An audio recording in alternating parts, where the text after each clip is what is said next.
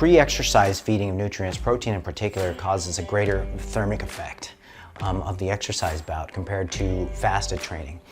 And you know, when you think about comparing the exact same dietary intakes, with one of them training before breakfast and one of them training after breakfast. So the folks who train before breakfast will oxidize more fat during the training session. That's just a fuel availability thing. And it's easy to kind of imagine why that would work out that way. Now, the people who train in a fed state, well, they're basically oxidizing what they ate, right? And so therefore, fat oxidation is lower in the fed conditions. But if you're comparing the two exact same dietary intakes, both calorie-wise and macronutrient breakdown-wise, then there's going to be greater fat oxidation going on during exercise in the fasted exercise conditions. But in the later part of the day, in the remainder of the day, there's going to be greater fat oxidation in the fed conditions. And so it all comes out the same after 24 hours. It all just comes out in a wash.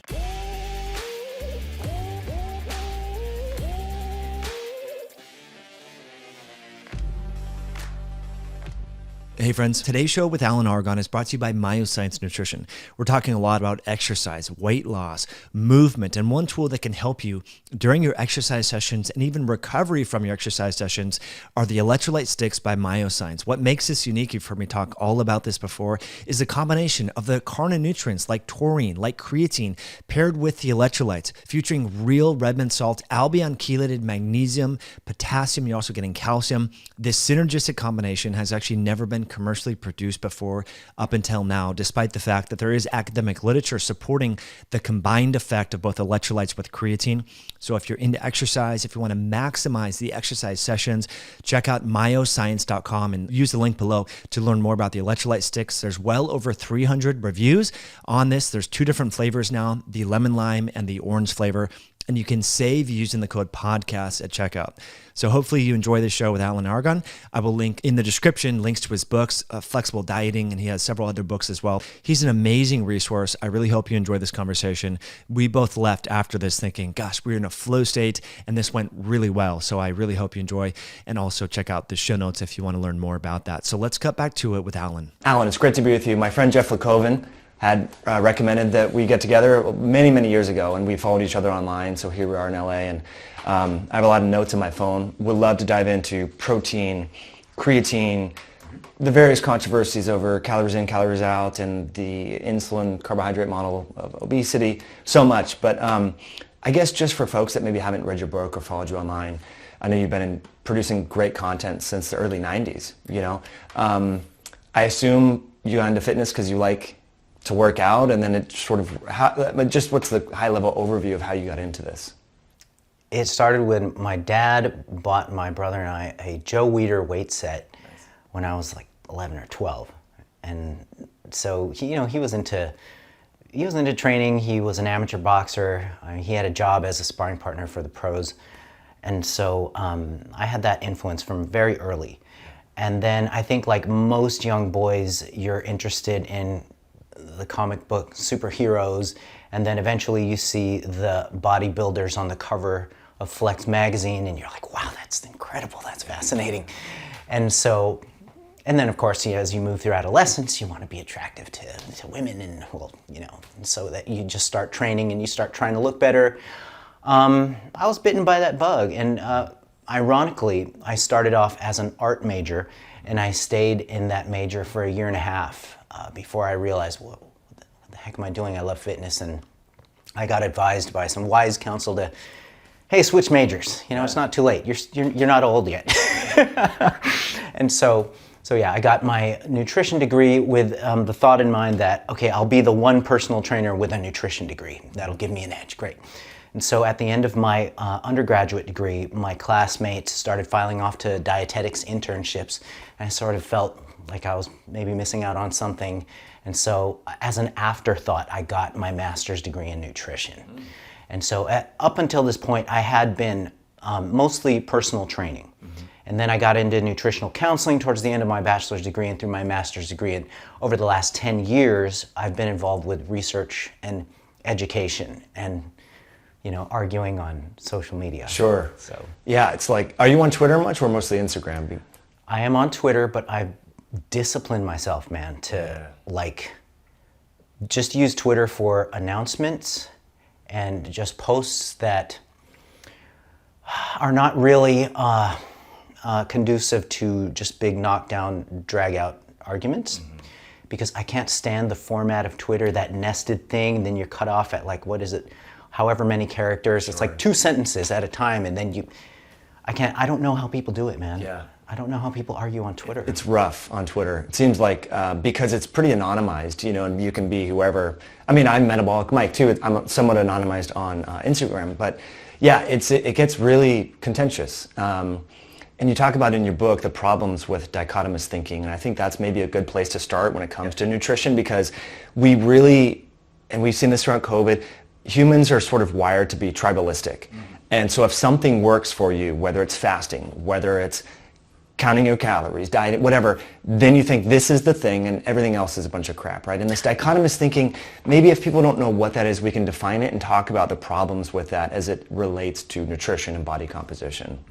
Yeah, so for people that were like, I've heard it, that's like a big multi-syllabic word. What is dichotomous thinking? Dichotomous thinking is just a worldview, if you will, of foods in this context, that they're either absolutely good or absolutely bad. So angelic or evil foods.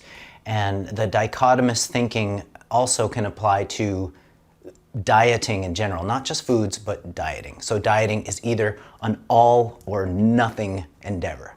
So that, in essence, that's what dichotomous thinking is. So under the dichotomous thinking model, if you have if you fall off the wagon just a little bit, or you veer off the side of the road, you might as well drive off the cliff because you blew it, right? So non-dichotomous thinking says, okay, just steer back on, and we're good. And so you can be flexible. So that's kind of like the beginning of the essence of a flexible restraint versus rigid restraint, or dichotomous thinking-based restraint. I love that. And with that in mind, are you a fan of cheat days if you've been sort of rigid, or do you think, because this is anecdotal, and I don't like to weave in all my personal stuff, but sometimes I fall into that where it's like, okay, this is the cheat day. And then you're like, well, I've already kind of had this much crap. What's one more, whatever, French fry or this or that? How do you, and I know you talk in much greater detail in the book about this, but how do you generally conceptualize cheat days as it relates to people that want to maintain a decent physique and all of that? Sure.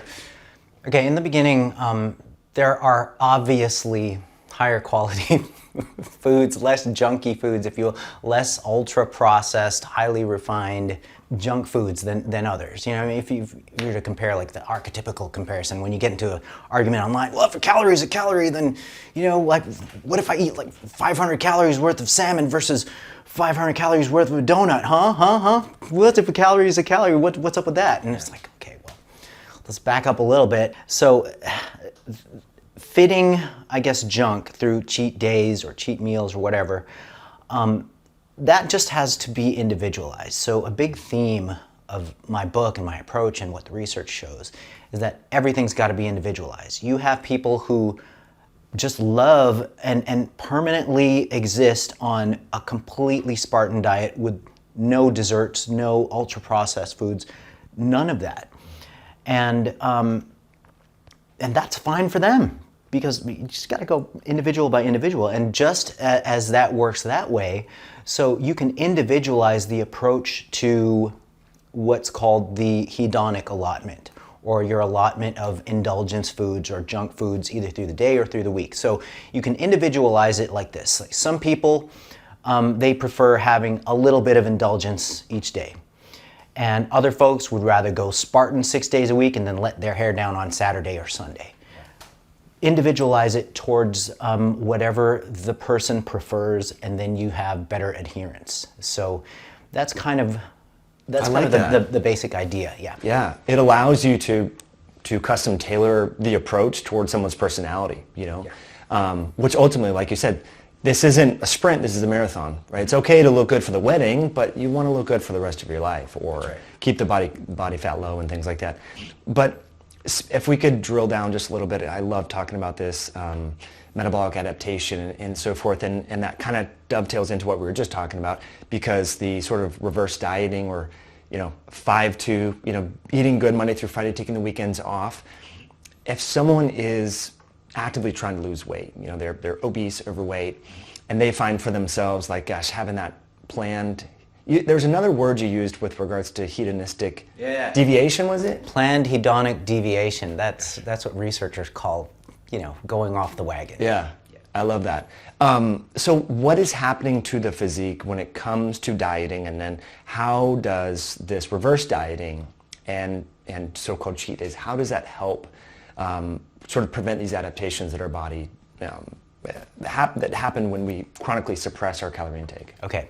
So taking a couple steps back and talking about metabolic adaptation. So if we talk about metabolism, the technical definition, as you know, would be the sum total of physiological processes that keep the body alive, okay, that just keep the organism functioning and alive. That's metabolism. But when you and I are talking about metabolism now and metabolic adaptation, we're really defining metabolism as 24-hour energy expenditure. And so with 24-hour energy expenditure, we've got basically two parts to that. We've got resting energy expenditure and active energy expenditure. And for most people, the vast majority of the world, the resting energy expenditure, or resting metabolic rate, is the largest part of total daily energy expenditure. And active energy expenditure is the minority part. And so with active energy expenditure, we can further divide that into two parts. So we've got exercise activity and non-exercise activity. And here's the thing that a lot of people don't realize. Like, over time, when people claim to become metabolically adapted, or claim that metabolic adaptation or adaptive thermogenesis is happening either over shorter periods or just over the life cycle as you get older, as you reach middle age and onward, it's actually the only way that resting energy expenditure would significantly decrease is if you substantially and just progressively reduce your lean body mass over time. So if you hang on to your lean body mass, for the most part, resting energy expenditure is going to stay pretty much the same until heaven forbid, you become frail or sarcopenic. But until that point, resting energy expenditure is pretty damn stable. The component of energy expenditure that goes down and that really kind of puzzles people who maintain their exercise regimen just indefinitely is the non-exercise activity component. So the so-called slowing of metabolism is, in most cases, for most exercising individuals, it's not the resting energy expenditure side. It's that component of active energy expenditure that is non-exercise activity thermogenesis, or that we know as NEAT. That tends to reduce insidiously and subconsciously. And so during a prolonged dieting process, the body perceives an imminent threat to survival. So you're forcing it to exercise, it can't do much about that. You're hanging on to your lean body mass, can't do much about that. But what it can do behind your back is make you fidget less, make you move less, make you move 10% slower throughout your day so that you're spending less calories. You subconsciously just park as close as you can, and you subconsciously just use the remote more. You subconsciously just, have your kid hand you the remote, hand you this and that. And so that is really what underlies the metabolic adaptation phenomenon that people are feeling is happening to them. Mm-hmm. Tying the junk food and the planned hedonic deviations thing into that, the main function of a cheat meal or a cheat day is to alleviate the psychological fatigue of dieting. Yes, there is a certain rise in energy expenditure from increases in leptin and so forth that happen with a good old junk meal or cheat day. But it's not high enough to offset the extra calories that are coming in. And yes, there is a refilling of glycogen that happens to a degree that may support or fuel your training a little bit better as a result of this cheat meal or cheat day. But the largest effects, as far as dieters are concerned, as far as weight loss and fat loss is concerned, is the bolstering of adherence to a program long term, because you have these periodic breaks that give you the alleviation of that psychological fatigue of dieting. So it's mainly a psychological benefit rather than an actual physiological. Yes. I love that. There is some physiological there, but the bigger part is the psychological part. I really like hearing you putting language to that. And with that in mind, with regards to the dietary strategies when it comes to losing weight, you have dieting, right? Cutting calories. You have increasing exercise, and then you have fasting. I guess if we can put little buckets there. When it comes to the literature, which dietary strategy leads to the least impact on the NEAT, the movement, right? Because if we're assuming we're not rapidly losing lean mass, so our overall energy expenditure probably would stay the same. We're maintaining exercise. But yeah, like for example, like when you fast, sometimes for 2 or 3 days, a lot of people are doing this as a modality to lose weight. You are tired, and you're like, I don't know if I could go to the gym or work out as much, or I might park the car close, or I might not go on the walk with the dog, right? So what does the literature say with regards to this energy expenditure? Yeah, the largest impacts on NEAT. That's a really good question, because I don't think there have been any comparative studies on this. So we can only speculate that aggressive, linear, hypocaloric conditions with not a break from it, I would venture to speculate that would have the largest impact on just these insidious decreases in NEAT. And we see that in the general public. We see that in some of the physique contest folks. And yeah, I would just speculate it's a prolonged dieting grind that just, you don't take any maintenance breaks. You don't take any rest stops. And then the body goes, okay, well, if you're not going to give us a break there, then we're going to slow down our non-exercise activity. In other ways. Yeah. Yeah. So I really like learning about exerkines and all these signaling molecules that are stemming from muscle and how they communicate with the fat tissue in the liver. Like that to me is kind of geeky and exciting. Do you think these periodic breaks, these walking throughout the day, taking the dog on the walk, that have been shown to improve blood sugar control, maybe cause people to be more intentional about the food choices and preferentially consume less processed foods, when they're moving more and all that. Do you think that the NEAT is more linked with that, like the myokines that are released, or is it the energy expenditure that leads to the changes in body composition? Like, I know we probably don't have research that we can verify, but what do you think that is? Because there is something unique, like on days where you're super busy, you're working, like you're sending signals to your muscles, like, hey, we're moving, oxidize fat more, all of that, right? What do you think that is? The energy, the energy expenditure, or the signaling component? If you could just guess it. I would lean a little bit more towards the behavioral component influencing movement and thus energy expenditure. Mm-hmm. I would lean a little bit more towards the psychological side of it. And that's because, like in the research, these so-called planned hedonic deviations, when the dieter knows from the outset that every few weeks we're going to take a week off from the dieting grind, then just behaviorally, they stick to the plan more. There's less uncontrolled binges. There's less bites and nibbles in between the meals. There's less eating to alleviate boredom and stress. And there's less ritual eating, ritual beverages, and so forth. And so I think it's more of a behavioral thing rather than an influence of movement on cytokines, myokines, adipokines, that sort of thing. I think it's a little bit more behavioral and psychological. Sure. Okay. I was just curious what your perspective was on that.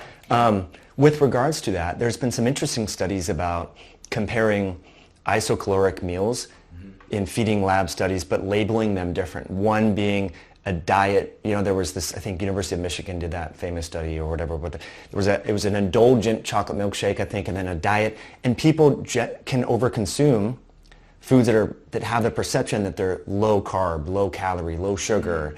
How do you advise people to navigate that? Because, I mean, I find myself doing this. Like if it's a gluten-free, sugar-free cookie, I'm going to be like, oh yeah, it's a nothing burger, but it still is calories, it's energy.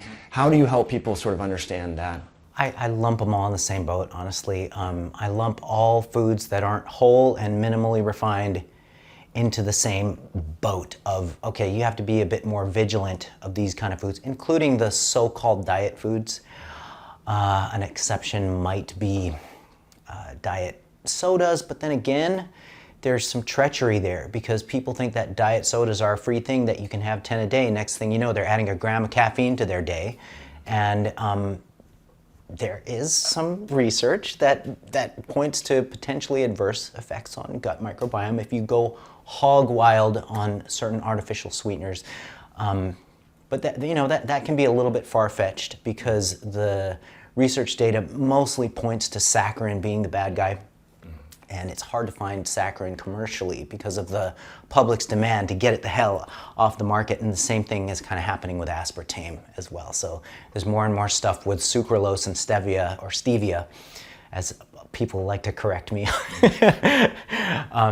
as far as a bit more innocuous effects for artificial sweeteners. But yeah, I tend to just lump all of the processed, ultra-processed, and highly refined foods, whether they're the low-calorie, the diet variety, or not. Just lump them in the same boat where, if you can keep these junk foods to a low roar in the diet at best, like I throw out the 10 to 20% guideline with the 80 to 90% of your diet being, wholesome and clean, then it's tough to fail on that. And most people do succeed on it long term. Yeah, I love that.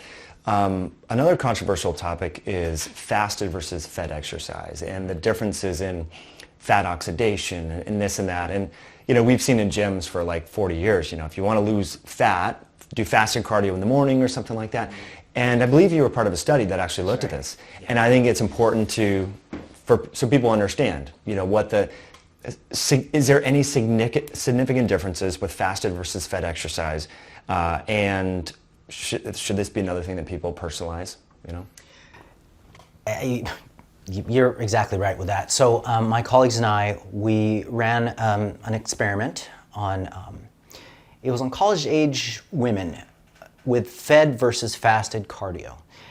And it was a well done study. People criticize it for being 4 weeks long, but I mean, come on, you have, you've got things going on in the semester, and we didn't find any significant differences in fat loss. Both groups retained lean mass similarly. No significant differences there. They lost a significant amount of fat, but there was no significant between group differences in fat loss. Whether they had an immediate meal, which was a controlled, like an MRP, one of those like Myoplex type situations from, you'll remember from the early 2000s, Myoplex Metrex type of thing, like low Labrada RTDs type of thing. He either had that immediately before the morning cardio or after the morning cardio, and there was a weight training regimen in there. I designed the diets. I made sure that the protein was at a nice 1.8 grams per kilogram of body weight, and so they had great results, just no between group differences in the fat loss. And so that was the first and I believe still the only study that is a controlled hypocaloric comparison of fed versus fasted cardio in healthy subjects and in women this time. So what we can draw from the study is that, okay, we didn't see any differences. However, it's not like they were competing for some sort of trophy or some sort of bodybuilding contest placing and stuff. So we still try to keep an open mind that maybe there is a point where fasted cardio will work better than fed cardio. But as far as the general population goes, it's not likely to be a factor. Big significant difference. Yeah. There was one study, it recently came out, it was, I'll send it to you, and it actually was not designed to look at fat oxidation per se, but they were looking at post-exercise changes in glucose. And it was either exercise, then feeding in a fasted state, or feeding, then exercise, the same amount of exercise. And I don't remember the diet.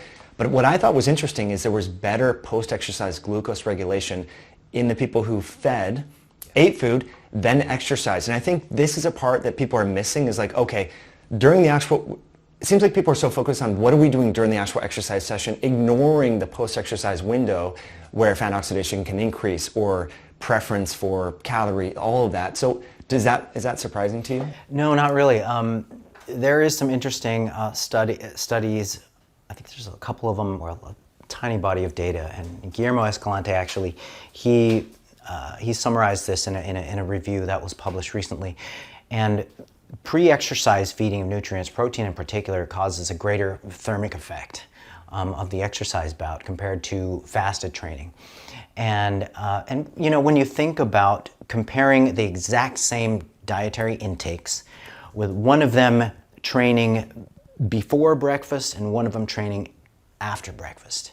So the folks who train before breakfast will oxidize more fat during the training session. That's just a fuel availability thing.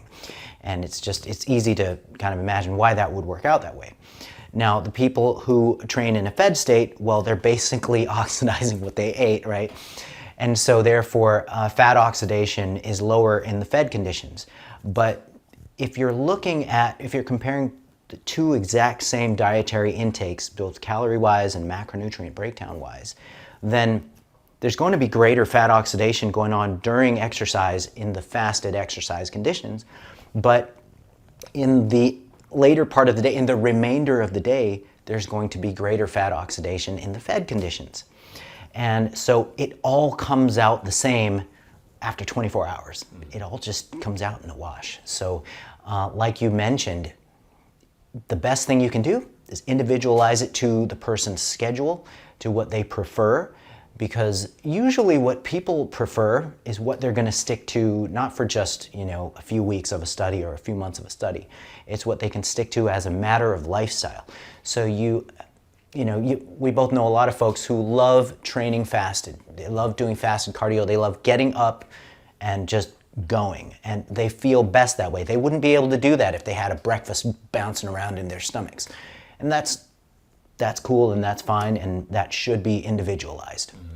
I think that's a great perspective, because we hear about, and this was old research, fasted exercise increases growth hormone or something. There's all these theories that have emerged. So people think they have to do that. And if they have coffee with like a teeny amount of cream, it's going to somehow negate all the benefits of that. But like you just said, if you look over this, instead of looking at it during the actual exercise session, extrapolate out a little bit throughout the day.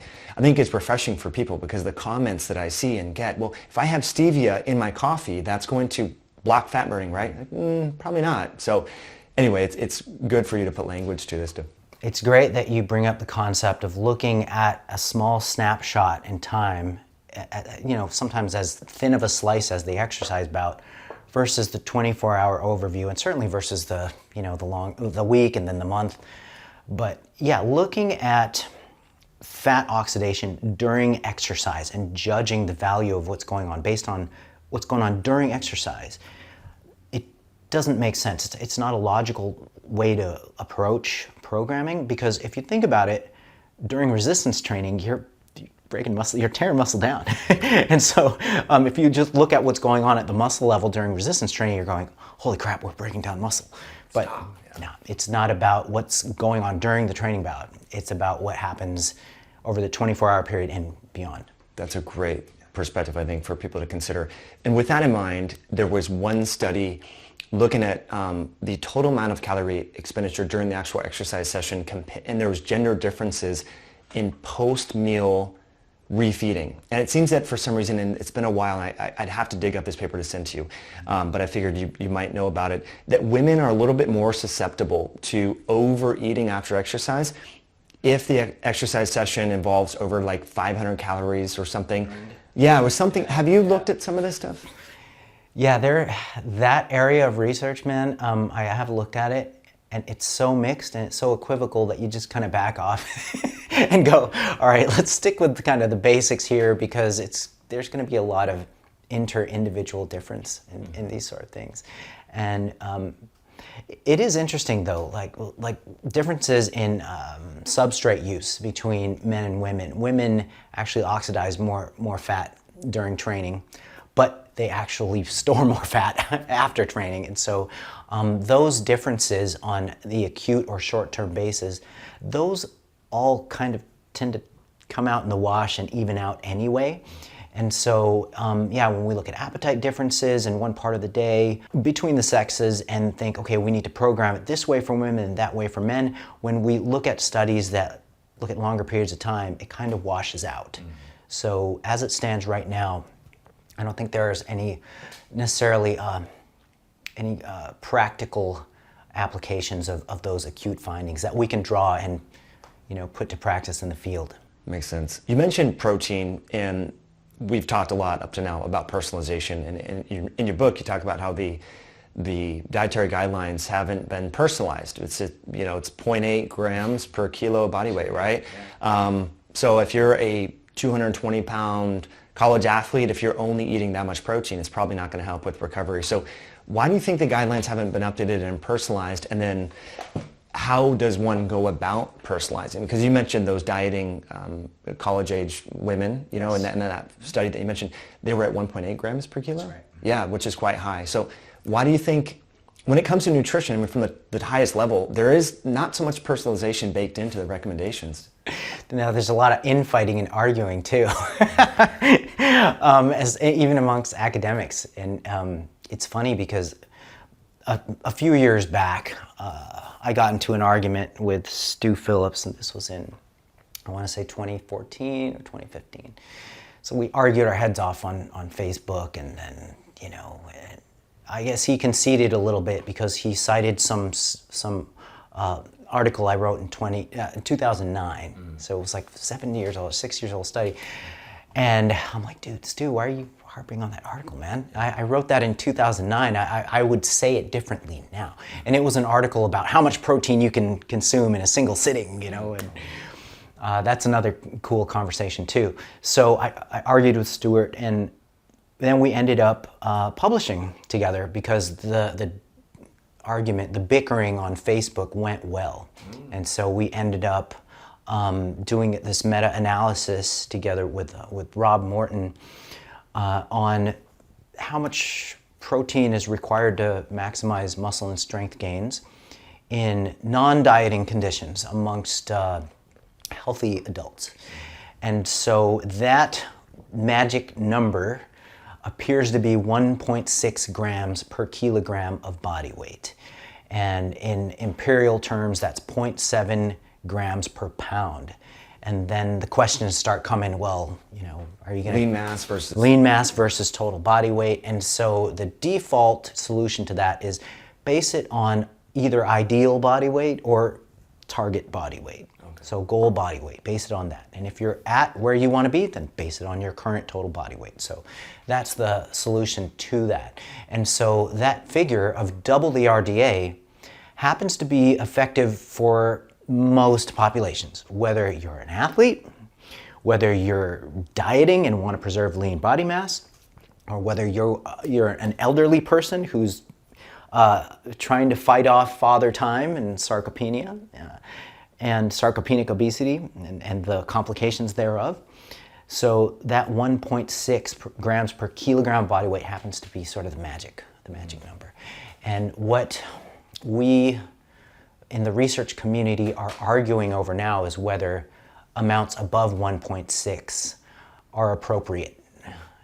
And I'm saying, well, yeah, they are, because observationally, there are populations who consistently and who are operating at the highest levels of competition. They're right in the 2.0 to, if you're talking physique athletes, 3.0, 3.3 grams per kilogram of body weight, which on the 3.3 end is all the way up to a gram and a half per pound of body weight. So we've got this research-based guideline of 1.6, but we have these observations in the field and in the trenches consistently of somewhere between 1.6 to 2.2 and up in the fringes. With the general population who is not necessarily lean, not necessarily athletic, then a reasonable range, 1.2 to 1.6 grams per kilogram of body weight. But I honestly would rather default people towards that 1.6 because it works so great for dieting and muscle retention and satiety and athletics. And I think that everybody should strive to not become like a competitive athlete, but strive to become more functional from a survival sense, from a just a functional sense, because that is going to come in handy as you get older, and it comes more and more handy as you get older. I'm glad you hit on that, because I think the perception amongst the elderly people over 60, is they need to consume less protein. So it seems on a population level, the folks that actually need the protein the most are consuming it the least. I mean, that's just been my anecdotal experience, because we hear that red meat is bad, or protein causes kidney issues, and I want to get into bone health and things like that in a minute. But why do you think that how can we influence the older people amongst us who might be facing sarcopenic obesity or anabolic resistance, that maybe we can define and all of that they should be actually consuming more protein to sort of offset some of the age-related consequences that happen with specifically targeting muscle? Well, we have to first kind of influence the medical establishment. I just got into a very quick bickering match on Instagram with a nursing student who's still being taught that 0.8 grams per kilogram, or the RDA for protein, which was established in 1980, goodness gracious, man, that they're still being taught that that's the appropriate amount to, provide the patients and advise the patients. And oh man, there's been 40 plus years of research showing that at minimum you want to go 50% beyond that, at minimum. So I think there has to be a systemic level of education that goes on at the institution level in order to impact the elderly population, and in order to impact professionals to prescribe appropriate amounts of protein for elderly populations to stave off age-related muscle anabolic resistance. And I don't know how that's going to happen, because the RDA has been 0.8 grams per kilogram of body weight since 1980. And, like with 4 decades passing, and the higher-ups in charge of dishing out the guidelines, they haven't changed it. I mean, gosh, even the pyramid has been changed, since 2011. But protein, they're a little bit afraid to say, hey, let's move this up. I don't know why. That's the million-dollar question. So. Mm-hmm. Is it the perception that high-protein diets cause kidney failure, there's bone loss, there's all these myths around protein that you dispel in the book, which I think is great. Yeah, I mean, maybe let's tackle a few of those, because again, people think, oh, if I have all this protein, nitrogen is going to damage my kidneys and my bones are going to rot, but the data actually doesn't show that, right? Yeah, in fact, there was a meta-analysis done by Stu Phillips and his colleagues that looked at intakes that spanned from the low-end RDA levels to nearly nearly triple that, so 2.5 times the RDA. And there was no significant effects on kidney health, on markers of kidney health. And so that was their meta-analysis on protein intake and kidney function. No significant effects. There has been a lot of great research by Jose Antonio's group on the effects of high protein intakes on bone. And this was a study that was done in women, and it's got a really cool title, something to the effect of high protein diets, bad to the bone. Oh, nice. So I'm like, yes, they're putting some art in those titles of the academic papers. And lo and behold, I mean, there is just a slew of evidence showing that the kidney and bone scare of high protein intakes, and I'm talking double and even close to triple the RDA.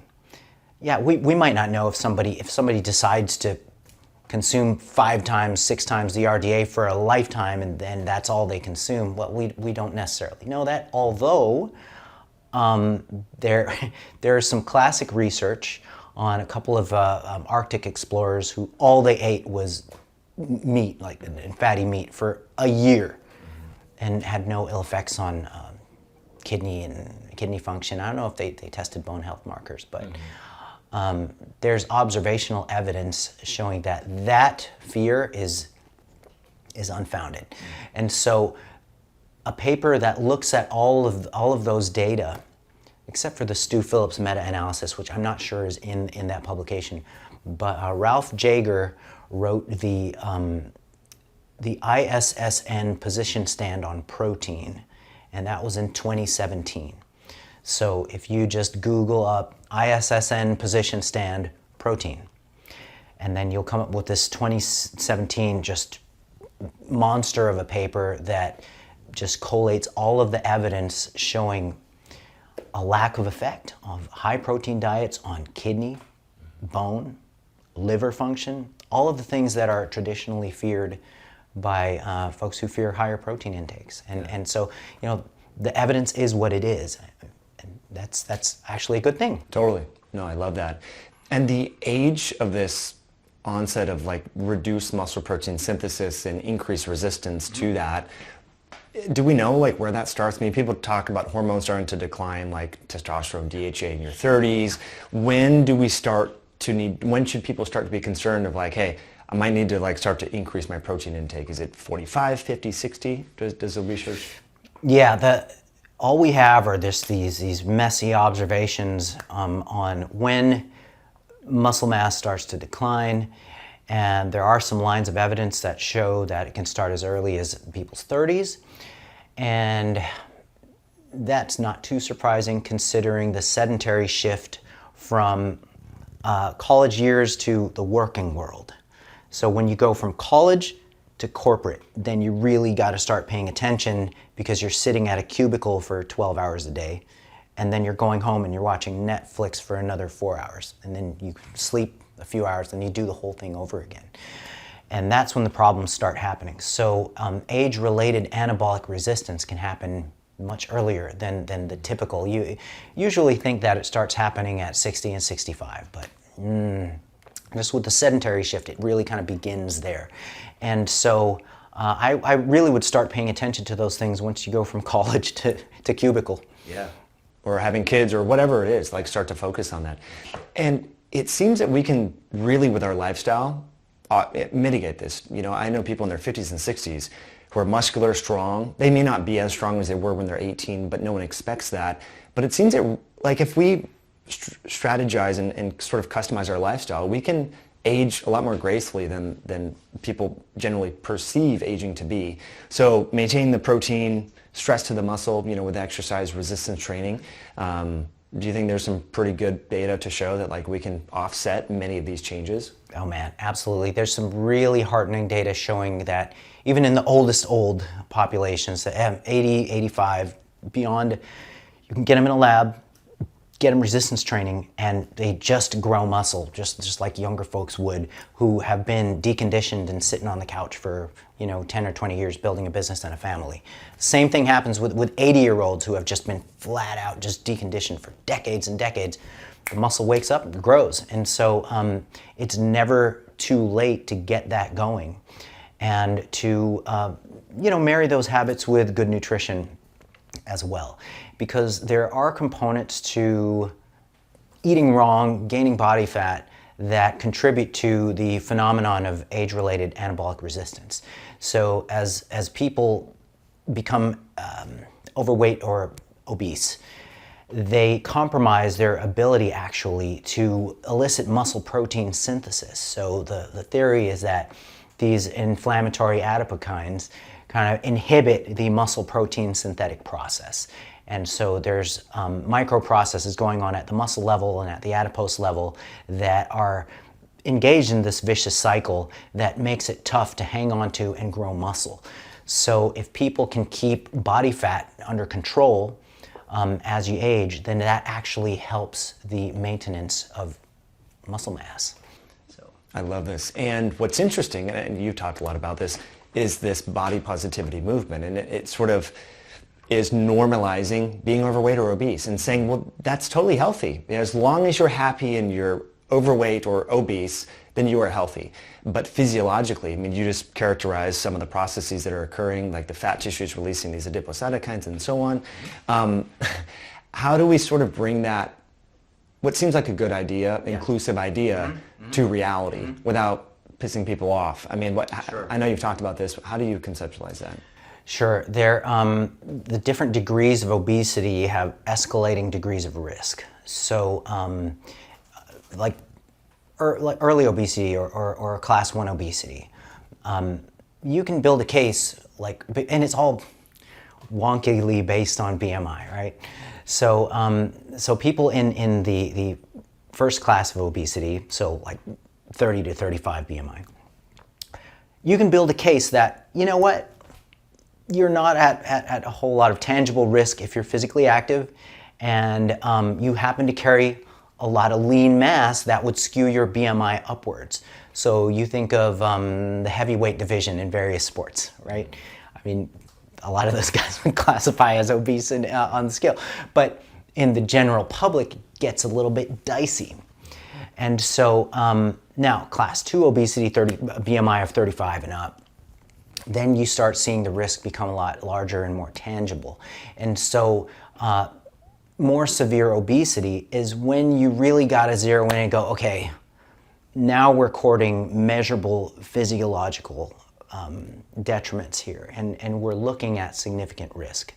And so now you have to make a choice of whether you're going to accept that risk and just know, okay, this is how I'm living and this is how I want to live, or whether you want to, enact countermeasures against that and change habits and shift down a category or two.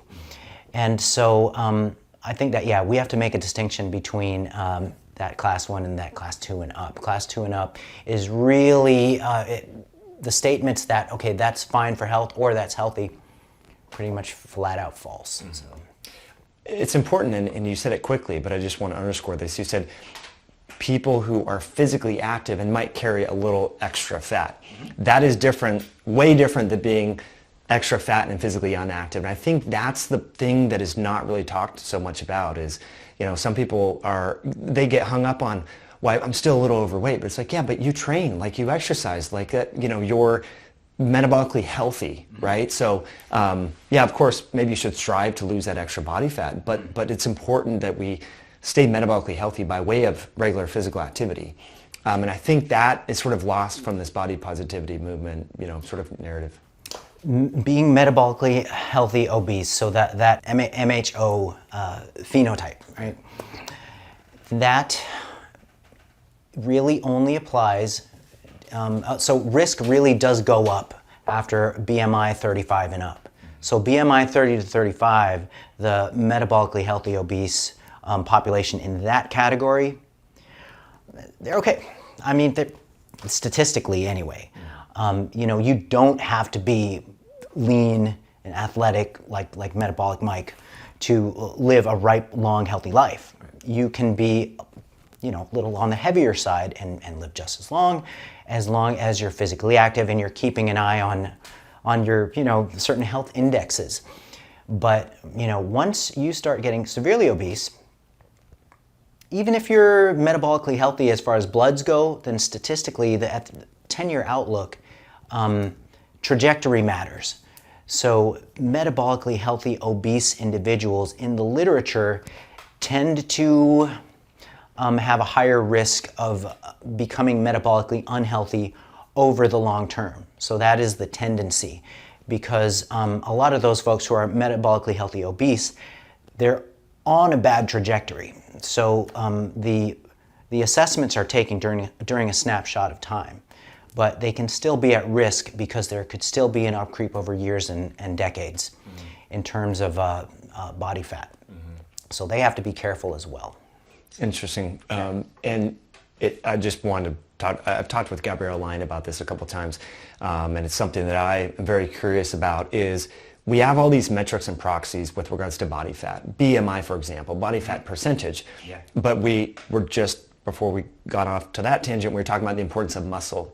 How can we quantify or characterize muscle in a clinical type setting that would help people understand Is there any benchmarks that you look for with regards to strength or power output or something? I mean, and this grip strength is widely used because it's readily available, right? And that's kind of fun to do, but not everyone has access to that. So is there any tools in the pipeline that will help us better characterize muscle quality or appropriate strength measures given someone's age and risk factors? There are skeletal muscle rankings as far as what is adequate, and there are strength rankings as well, but they mainly apply to clinical populations who are trying to escape immobility. And so it's hard to apply those standards to the general healthy population, and even harder to apply them to the athletic population. And so I think it's a little bit simpler to perhaps look at body fat percent or rough ballparks of body fat percent, ability to execute activities of daily living, and ability to execute a basic exercise training program that involves all of the movements of the body, all the core movements of the body. If you can do that, then you don't have to get hung up on functional rankings, skeletal muscle rankings. And if you want to get hung up on stuff, then you can ballpark body fat percents. Okay, I like that. So that's a way to sort of triangulate, if you will. That's great. Another area that I know you're have a deep breadth of knowledge in is different ergogenic aids. And since we're talking about meat and protein, I would love to sort of tackle creatine, carnitine, branched-chain amino acids, because these are controversial. People think like, if I take creatine, it's going to rot my kidneys. If I take I have to take BCAAs even though I'm eating 300 grams of protein, right? Maybe let's tackle creatine and BCAAs and what you think there, and then with regards to timing and all that around exercise. Sure. Well, starting with creatine, I call it King Creatine because it's the only non-drug compound that works for increasing muscle size and strength. And well, there are other things that work a little bit, but creatine is pretty much it. And the good thing, the win-win about creatine is that it is a naturally occurring substance in the food supply, and our body biosynthesizes it. You and I manufacture like 1 to 2 grams of creatine per day just from our mixed diets. And so creatine does work for high intensity output, so it works for sprinting as well as any manner of lifting sports and any manner of sports that involve bursts of high intensity output. So the dosage of creatine supplementally, so it's tough to get an ergogenic dose of creatine from the diet unless you consume a minimum of 2.5 pounds of meat. And when I say meat, I'm talking about all animal flesh, meat, fish, poultry. So you can get that ergogenic effect and just avoid the magic of creatine supplementation if you're eating, I don't know, like Sean Baker or something. So, but folks who are more omnivorous, have a more mixed diet, maybe might eat like, 8 to 16 ounces of any manner of animal flesh on a given day, then the effective dose is 3 to 5 grams of supplemental creatine that will put about, well, depending on how you train, you can get some pretty significant gains in size and strength. It's not going to be like steroid-like gains, especially if you're already an omnivorous person or a carnivorous person, but it does tend, during the loading phase, once your tissue stores are saturated with creatine, by the end of that rainbow, which can take a week if you do a loading phase, or it can take a month if you just maintain that 3 to 5 grams a day, then reports of 3 to 6 pounds of lean mass gain are pretty common. That's amazing. Yeah. And there's perceptions, again, that kidney issues, it's bad for women, all this stuff. Was the kidney issue stuff, is that because it was often paired in late 90s, early 2000s, supplemental creatine had a lot of dextrose in it as well or something? Or how did that theory sort of emerge? Yeah, what happens when you supplement with creatine, then there shows up a lot more of the breakdown product creatinine in the blood. And then that freaks doctors out and stuff. It's like, oh my God, what just happened? But usually these readings happen during the loading phase when people are taking down 20 to 25 grams of creatine a day for that initial week to get the muscles loaded, the phosphocreatine levels of the muscles loaded. And so, but that's a false alarm. There have been studies on creatine supplementation and kidney function with doses as high as 10 grams a day or more, if I'm not mistaken, and no ill effects.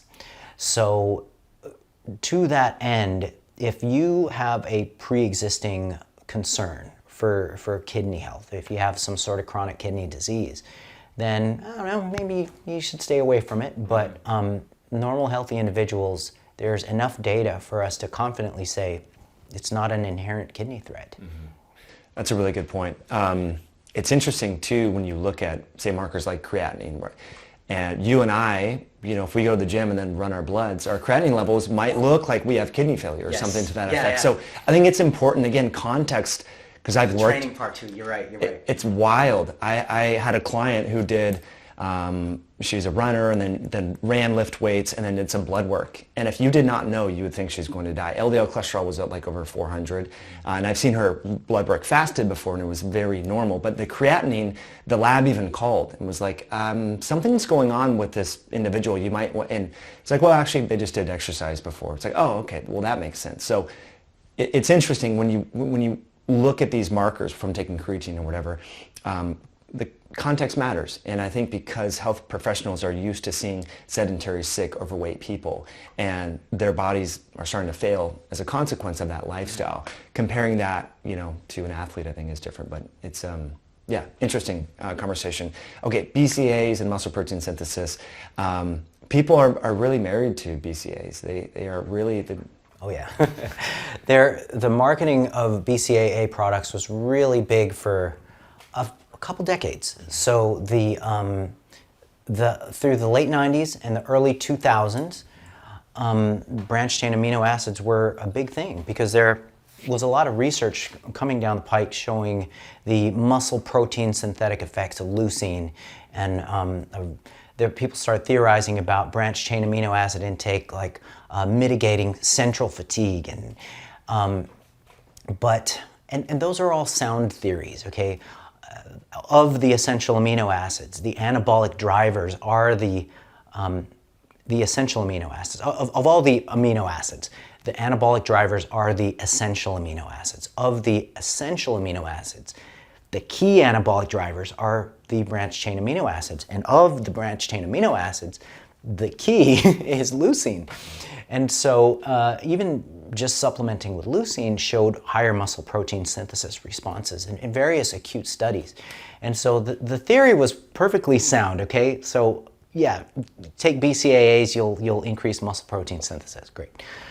But the issue becomes when you pan back and you look at their contribution to net muscle anabolism within the context of the whole diet, it washes out.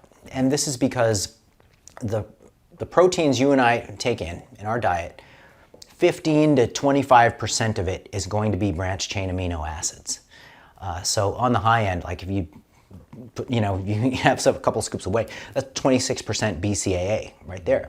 Even the lower quality protein like soy and whatnot, you got 18% BCAA in soy. And I'm not going to rip on soy as a lower quality. It is a high quality protein. But if you were to put soy against whey, well, no, whey edges soy out in terms of anabolic response. So with the protein in the diet being 15-ish to 25-ish% BCAA, when you're consuming adequate total daily protein at like 1.6 grams per kilogram, there's at least 2 studies now showing that the addition of supplemental branched chain amino acids on top of a pre-existing sufficiency of protein doesn't do anything for increasing muscle size and strength.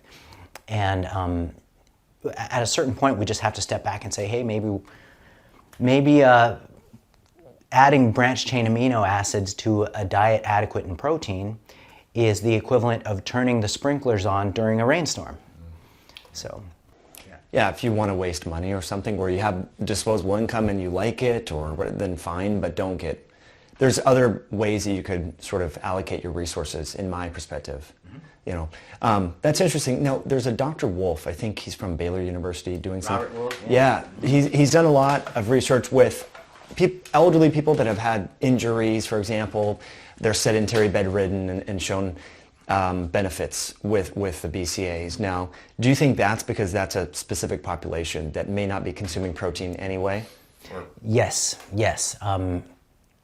I collaborated on a review paper with Daniel Plotkin and Brad Schoenfeld on branched chain amino acids and their effect on muscle gains. And there is a subset in the literature where BCAAs did benefit bedridden elderly. And so it's good that you bring that up because, hey, it showed some positive effects on that. Now, whether it would have been better to supplement the diets of these patients with a high quality, full spectrum essential amino acid supplement or a high quality intact protein is up for speculation. But the branched chain amino acids under low protein conditions did work for that. So yeah. But practically speaking, what I think I heard you say is if you're going to spend money on a supplement, get like a good whey protein, not just BCA, because you're getting everything. That's right. Yeah. You're getting all of the essential amino acids. You're getting some of the non-essential amino acids that arguably contribute to the overall growth process. You're getting a bunch of other constituents within the food matrix that benefit immunity, that can even benefit glycemic control in certain studies, and can even have anti-cancer effects in certain studies. And so you're not getting just the wheels of the car, you're getting the whole car. Yeah, I like that. Yeah, I think a lot of people agree now the whole food is going to be a much better way to go. Yes. Speaking of whole foods, I think carbs are the most controversial macro. I mean, you can, every macro is controversial, but carbs are certainly controversial with their perceptions around when they raise insulin or they do this or that.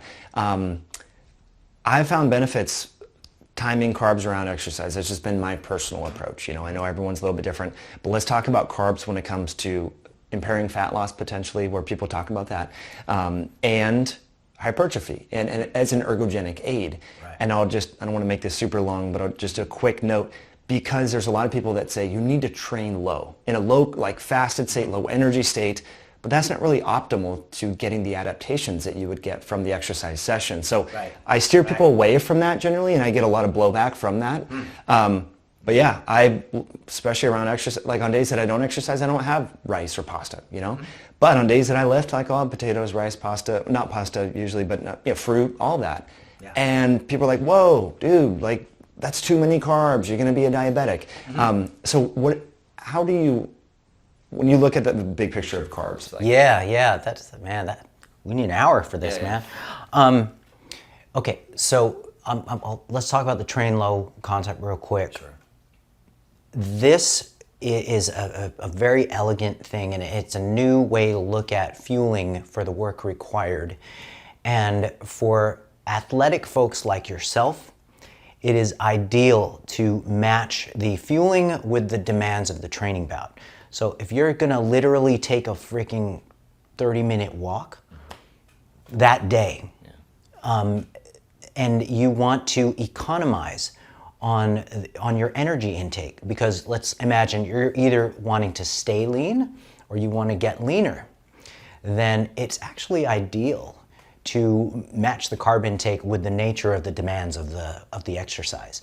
So on days that you don't train, on days that you're going to take a freaking walk, like, there's no reason to load up with 90s level carbohydrate. And they're beginning to see this in competitive endurance athletes as well, that it is actually ideal to train low when the training demands are low. But train high, in other words, train with high carbohydrate availability when the training demands are high. So train low when the demands are low. Train high in terms of carb availability when the intensity and or the volume is high. And so that's going to be different with each day, with each training day of the week. Some days are going to be high volume or high intensity. Some days are just going to be low and slow. So what you're doing is actually ideal. Okay. So like talking a little more about the general population. Yeah. People who just want to sort of chill and stay average, it doesn't matter as much. It doesn't matter as much. And when I say that, I don't want to get nailed for saying that carbs amount doesn't matter. It only matters as much as you are consuming what you can stick to. So it does matter in terms of the amount you prefer and feel best on and respond best to. So some people will prefer a low carb amount. Some people will prefer a high carb diet. Some people will be somewhere in the middle. Some people will love keto. All of that works similarly as long as it's what the individual feels best on, responds to best, and can sustain. And we see this just across the general population with different preferences and tolerances. And so a caveat that I want to put in there though is that even though you have to individualize carb intake all the way from keto levels to like Creatine levels, you individualize that. You have to pay attention to what the individual goal is, and one of the exceptions here is people who have the goal of maximizing muscle growth. Like their main goal in life is taking up as much space as possible. Yeah. Like they want to, they want people to have to move out of the way if you're walking down the same hallway. It's not optimized on ketogenic carbohydrate levels. So I'm talking 50 grams a day or less. There's enough research, there's enough data showing that it's a highly inefficient way to try to grow muscle with severe carb restriction. And the mechanisms behind that are likely they fall on just resting glycogen levels as well as what glycogen levels can do for progressive increases in lifting volume. So if somebody were to try to go zero carb, I'm talking just boom, all you're eating is let's say all you're eating is just steaks. Yeah. Right. Great way to lose fat really fast, but inefficient and difficult way to gain muscle. Right. Maybe not ideal for those individuals. Speaking of that, so we talked about protein, 1.6, 1.8, or at least doubling the RDA. Yeah. For people that are like, I want college kids, like I want to get big, right? I want to put on some muscle and stuff. Is there a sweet spot with regards to carbs overall, like targeting? The observationally, and this is the thing that I have to preface this answer with certain questions we've answered through controlled intervention trials, and we can say, hey, we controlled this condition with a control group, and we saw that the experimental group had this effect. So with your question right now, all we have is observational data to go on, and so I have to say, observationally and speculatively, that lower threshold for being able to cover needs of muscle growth and physical performance, like where those two goals kind of intersect, the lower end appears to be right around 3 grams per kilogram of body weight with respect to carbohydrate intake. So that's like a pound and a half-ish or so grams of carbs per pound of body weight. Interesting. And would that be on training days and non-training days, or does it matter? In general. Generally, yeah. On average, yeah. If you're trying to maximize muscle hypertrophy, that would kind of be the lower end that you would look at.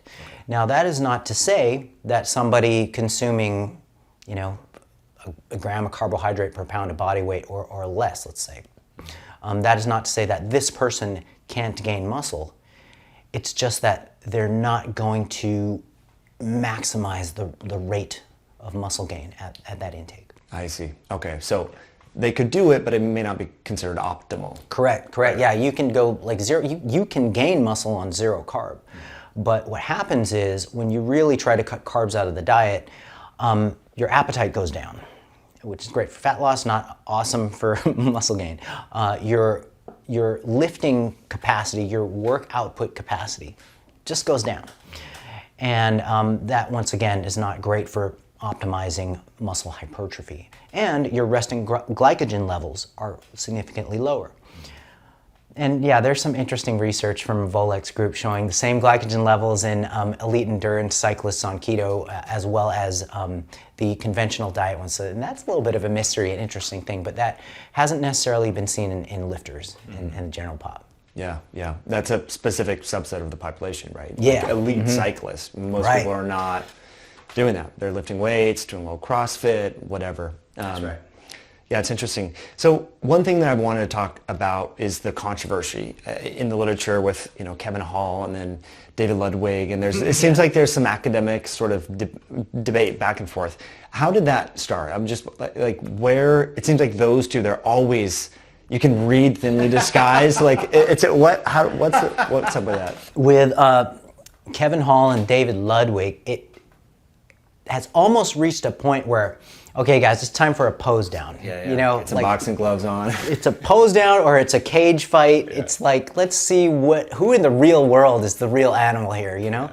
So, okay, I'm on team Kevin Hall only because when you look at the carbohydrate insulin hypothesis of obesity, it's relatively easy to test.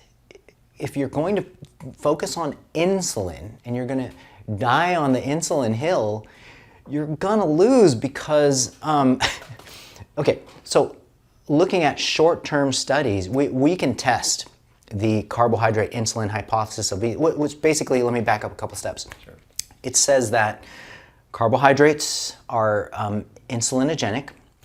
Insulin is the fat storage hormone. Therefore, carbohydrates are fattening. So that's the essence of the carb insulin hypothesis of obesity, and this is why Gary Taubes, he's hung his hat on that as well, and he's done very well with his books. And Gary is an interesting guy. I think he's a charming and interesting guy. Okay, so we can test the carbohydrate insulin hypothesis of obesity with short-term overfeeding studies. Okay, so we take two groups, we feed them exact same diets, exact same maintenance condition diets, and on one group we can stack 50% above and beyond maintenance with carbohydrate. And on the other group we can stack 50% above maintenance with fat. And this has been done multiple times. And then we just watch and see who gains more fat. Okay, so according to the carbohydrate insulin model of obesity, it should be the carbohydrate overfeeding group. But it never is. It's either no significant difference or the fat overfeeding group gains slightly more fat. And these are in experiments that last like 24, 48, 3 days at most. Okay, so we've got that short-term data. So let's drag it out longitudinally and see where the rubber meets the road here. And so there have been multiple studies, a couple dozen, that have equated calories and importantly equated protein intake as well and compared highly disparate proportions of carbohydrate and fat. Lo and behold, every single time in controlled feeding studies there is no difference in fat loss between those conditions compared when you match calories, match protein, put them in hypocaloric conditions, run the experiment for several weeks. And the criticism is that these experiments haven't been run long enough. We never see in controlled feeding studies, never see the lower carb group losing more body fat.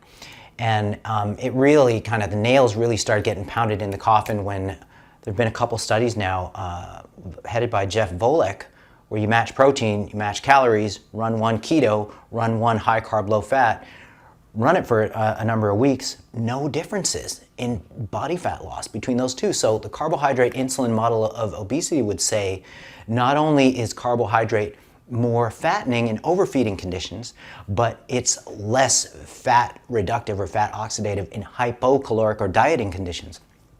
Not the case in either scenario. So you have to take a step back and go, maybe it's not insulin that people are equating carbs and fatness with. And so the next question becomes, well, what is it?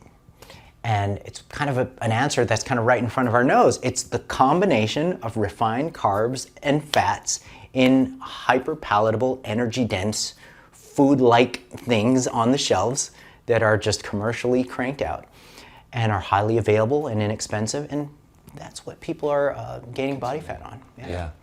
That's very interesting. I mean, I hope people listen to that and listen to it again, because it is, it's a tribalistic scenario at this point, with regards to, carbohydrates and so forth. And what I think is not understood is how protein raises insulin as well. So if you're going to go on a very low carb diet, either you're consuming avocados and coconut oil all the time, or you're having steaks, eggs, bacon, whatever, and you're like, well, those foods do impact insulin as well. And so, again, if that's the driver, we would see some changes. So, I think I like to read both, Kevin Hall and, David Ludwig, and follow their work, and I see the back and forth. I just wanted someone to sort of clarify those conversations. But again, I think it's something that people get overly concerned about, and like we've talked a lot about the importance of movement and exercise. To me, I think that should be your priority, not quibbling over, oh my gosh, I went over 21 grams of carbs per day, I'm going to gain fat. It's like focus on movement first and prioritizing protein, then, sprinkle in the carbs around the exercise or whatever, you just have to match that. So I love that you talk about that in your work and in your book and so forth. And not to interrupt your train of thought, but there is a massive difference between, let's say, fruit, fresh fruit, and tubers, and let's say, well, I'm not even good. The grain category is a mess, but there's a big difference between certain carb sources with respect to satiating capacity and the ability to control hunger. To the point that we have to look at carbs as a highly diverse group of foods, not necessarily like with protein. I mean, they all function pretty much the same if you're staying in the high quality realm. And then there's an interesting argument there about plant proteins versus animal proteins, right? But with carbs, I mean, you can fail if you consistently choose refined carbohydrates for the most part. They just have pretty massively different effects on the dieting process, depending on what road you go down with carbs. So there's a carbohydrate quality aspect to the conversation, as well as a net amount of carb. And that kind of gets obfuscated, right? Where people just look at it, oh, it has a carb, so therefore it must be bad. But they're not thinking about, like you said, the whole food derived, the fruits, the tubers that have fiber and satiating elements to them that refined sugar doesn't. Yes. Yeah, that's right. All these conversations, nuance and context, like really, and critical thinking needs to be applied. And we grab what stands out to us and sort of forget all that, That's it's not going to get through in these 10-second sound bites. Even in 1-minute sound bites, it's just not going to get through. Yeah. Okay, let's finish off. You quit alcohol 4 years ago. I don't think we were recording. And to me, I think that we're seeing a lot more people that are, getting off alcohol and finding like clearer thinking. And one of the things that struck me, and I think it's important to make sure that we talk about this, is that instead of masking life's challenges, we all have problems, they never go away, they just change, you now deal with them, How has that experience been for you? It's been not easy, but it's been extremely beneficial. So prior to me quitting drinking, I was like 5 years straight of rarely a day would go by where I wouldn't polish off like a full bottle of wine for 5 years straight. My liver must have been like, where's Herb Dean, So I'm blaming, my drinking on Herb Dean. But it's such a inside MMA joke. Like, some people will be laughing right now. Other people will be like, I think I've heard that name, but I gotta Google this. Who the hell is Herb Dean? Herb Dean fault, by the way, guys.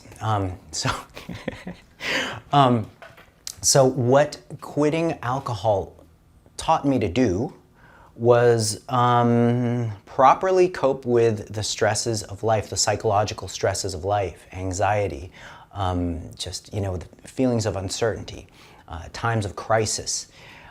There's a really cool saying that nobody knows who said it, but it goes like this. When you stop drinking, you start thinking.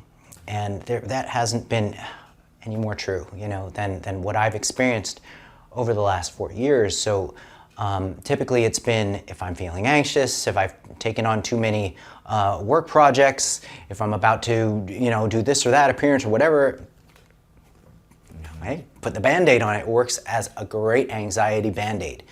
But it really, it really impaired my ability to think through things and strategize my way through overcoming life challenges. And that is a super important thing to be able to do, but drinking just kind of prevented me from developing that side. And alcohol, as you know, it's promoted so heavily through the media. It's heavily glamorized. Anybody who's a James Bond fan, I mean, who's cooler than James Bond? He's so freaking cool, but he's got a drinking problem too. Oh, that's pretty cool.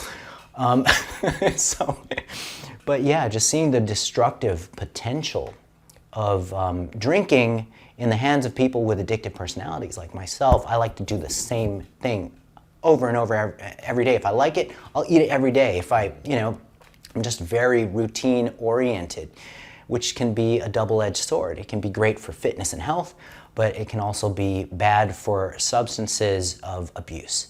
And so with drinking, there's a blackout point, and that blackout point stays put where it's at. But the dose required to get the same kind of buzz keeps escalating. And so it got to a point where the dose required for me to get that same buzz from alcohol started getting closer and closer, and then right up at the blackout point every time. Disaster. So yeah, I have not drank since August 25th of 2018. And by the grace of God, I've been able to be 100% abstinent. And I don't preach that because I'm not normal.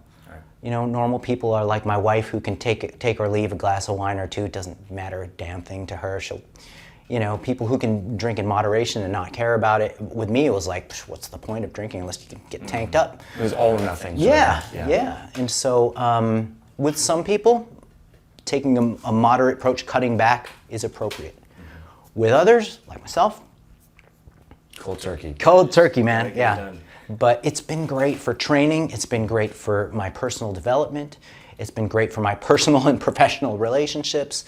So I would highly recommend it for anybody who's thinking about it or afraid that they're going to be in awkward social situations where they got to turn down drinks and stuff, or they think that their ability to be fun and happy is going to be compromised. Not the case. Yeah. And that's a common thing. That's a common fear with people, and they find out that that's never the case. I usually have more fun when I don't drink, I mean, yeah, there's times when it's great to be with whatever, but your thinking is more clear. You're able to carry on a conversation and hear people better and not constantly be concerned about, I need to refill this drink, or I'm out of wine. It's like you're more engaged with people. So Absolutely. it's interesting. And I weave that into this conversation because I feel like some people self-medicate with food. You see throughout COVID, everyone is seemingly so scared and cares so much about their health, yet the drive-through lines were just insane. Do you think a lot of people are self-medicating, dealing with those same emotions that you might, or I might deal with, try to self-medicate with alcohol? Maybe for them it's the Big Mac and the French fries, the rush that they get from that or something. What do you think about that? Yes, absolutely. Similar reward pathways, highly different magnitudes of effect and withdrawal and dependency, but similar reward pathways and similar socio-cultural patterning. So people use food for entertainment. They eat food ritualistically. They use food to stave off boredom. And then once in a while they'll eat food because they're hungry. So yeah, that is a similar parallel there. Mm-hmm. And do you think people are dealing with that? I guess the question is, it's one thing to fix your diet, right? Mm-hmm. But this whole psychology aspect of it, with that, is there anyone talking about blending the two? I mean, I don't know. Do you think that's an important piece that's missing for fat loss for some people? That's a great question, man, because a part of me knows that food, and including beverage, to have the highest possible quality of life, you don't just eat food to fuel vital processes. You eat it to enjoy it. And there are there's evidence across the world's longest living populations the majority of them are moderate drinkers. The majority of the 5 blue zones, like 3 of the 5 blue zones are regular alcohol drinkers.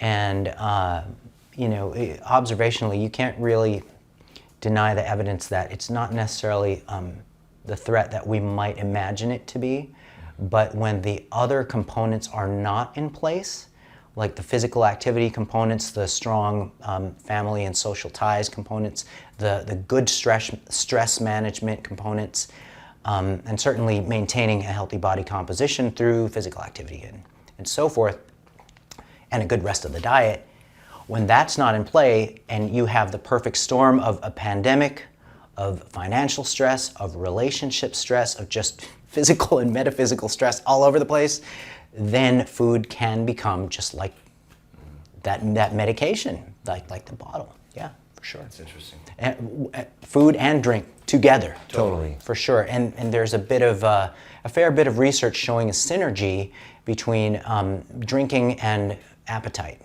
So after a certain point of, moderate drinking tends to spike appetite. It takes a whole lot of drinking to be able to displace the appetite spike, the food appetite spike. But then when you're coming down after the massive drinking, then it's 2 a.m. and you're at, you're reaching for the hot wings and the pizza. You've been there? Yeah, so absolutely, yes. Yeah, that's interesting stuff. Alan, really enjoyed this conversation, talking with you.